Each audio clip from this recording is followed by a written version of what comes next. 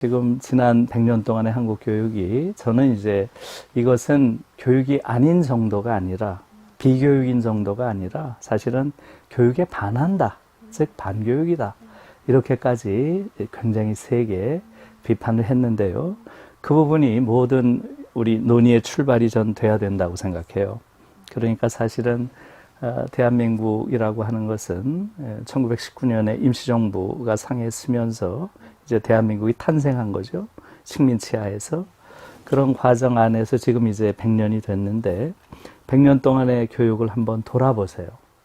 돌아보면 일제 30년 동안의 교육이라고 하는 것은 이것은 황국 시민을 기르는 교육이었어요. 그 다음에 이제 해방이 됐다고 했지만 해방 이후 우리 40년 동안의 교육은 독재 정권 치하의 교육이었고 말하자면 10년 민간 독재, 30년 군사 독재 이 40년간의 독재 치하의 교육이라고 하는 것은 한편으로는 반공 투사를 기르는 교육이었고 또 다른 한편에선 산업용군을 키우는 이런 교육이었어요. 그리고 나서 30년 민주정부가 이제 들어서게 된 거죠. 그런데 불행히도 이 민주정부조차 키우고자 한 것은 성숙한 인간이 아니에요. 이 민주정부조차 인적 자원을 기르는 것을 사실상 말하자면 교육개혁의 핵심으로 삼은 거죠. 그래서 이것을 돌아보면 지난 100년 동안 우리는 존엄한 인간 또 성숙한 민주주의자를 기르는 그런 교육을 해본 적이 없어요. 이게 아주 핵심적인 문제예요. 지금 교육 문제를 바라보는. 교육이라고 하는 것은 기본적으로 백년지 대계라고 하잖아요. 올해가 그 백년지 대계를 시작할 첫 해예요. 그렇기 때문에 사실은 지금 조금 늦었지만 이 정부가 새로운 100년의 교육에 대한 청사진을 내놓아야 된다고 봐요.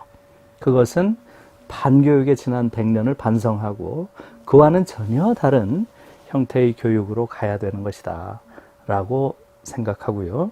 그것이 뭐냐라고 했을 때 저는 그것을 메트로크라시에서 디그노크라시로 라는 개념으로 최근에 이야기를 하고 있어요. 우리가 메리토크라시라고 하죠. 메리트다 이거죠. 그러니까 어떤 능력을 중심에 두는 그런 수월성 교육에서 이제 앞으로는 디그노크라시, 디그니티라고 하는 게 존엄이죠. 존엄을 중심에 두는 인간 존엄을 중심으로 한 그런 교육으로 바뀌어야 된다.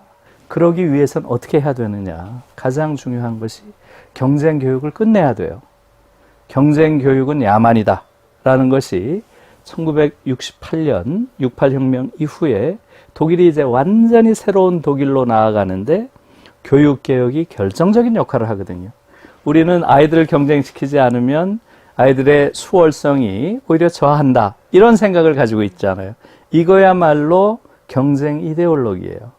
독일은 경쟁을 시키지 않았지만 그 이후에 독일의 학문이 수준이 떨어진 것도 아니고 지금도 독일은 특히 인문사회과학 분야는 여전히 세계 최고 수준이고요.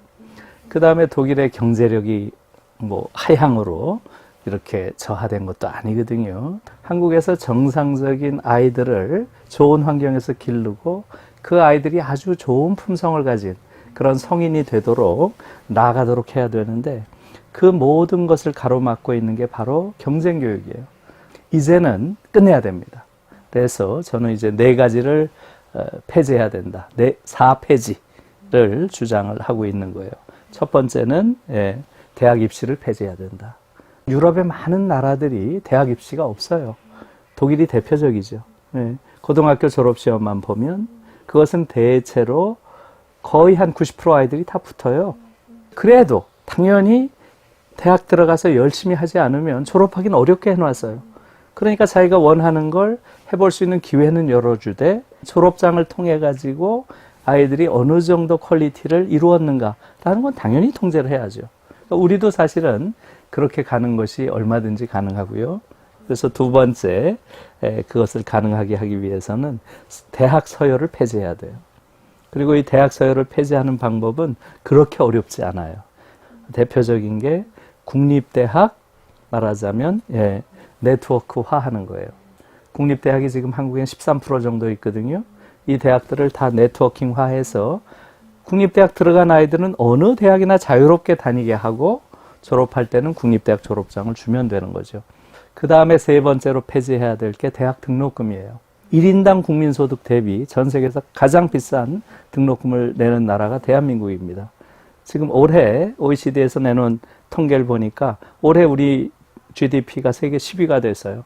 이 정도 규모의 나라에서 공교육을 이렇게 국가가 국민들에게 그 모든 비용을 전가하는 나라는 전 세계에 없어요.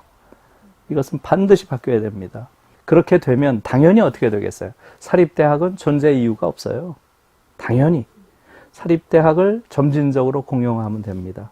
그렇게 되면 공립대학 네트워킹, 사립대학 공용화를 통해 가지고 대학의 서열이라는 건 없는 그런 사회가 되는 거죠. 마지막으로 네 번째 없앨 것은 바로 특권학교, 고등학교에 있는 특권학교들, 이걸 폐지하는 것이에요. 이렇게 네 가지 폐지를 하게 되면 한국 사회는 소위 학벌 계급 사회라고 하는 우리가 가지고 있는 정말 멍해, 이것을 깰 수가 있어요. 그렇게 되면 정말 멋있는 나라가 될 거예요. 지금 한국은 상당히 멋진 나라로 되어가고 있어요. 한국이 멋진 나라가 된 가장 중요한 것은 뭐겠어요? 역시 민주혁명의 전통이에요. 예. 한국처럼 이렇게 아주 빛나는 민주혁명의 전통을 가진 나라가 없어요. 아시아 민주주의의 상징이고요. 전 세계에서도 부러워하는 아주 성숙한 민주주의를 보이고 있는 게 우리나라예요. 그럼에도 불구하고 한국인들은 이 사회에서 사는 게 너무 힘들어요. 지금 한국은 경쟁의 정도가 아니라 이것은 그야말로 살인적인 전 세계에 유례가 없는 그런 경쟁을 시키는 나라고, 그 경쟁 속에서 한국인들은 너무 삶이 피폐해졌고 황폐해졌고 한국인의 인성도 너무나 거칠어졌고 그 속에서 한국인 전체가 너무나 피곤한 피로사회에 살고 있는 거예요. 이것을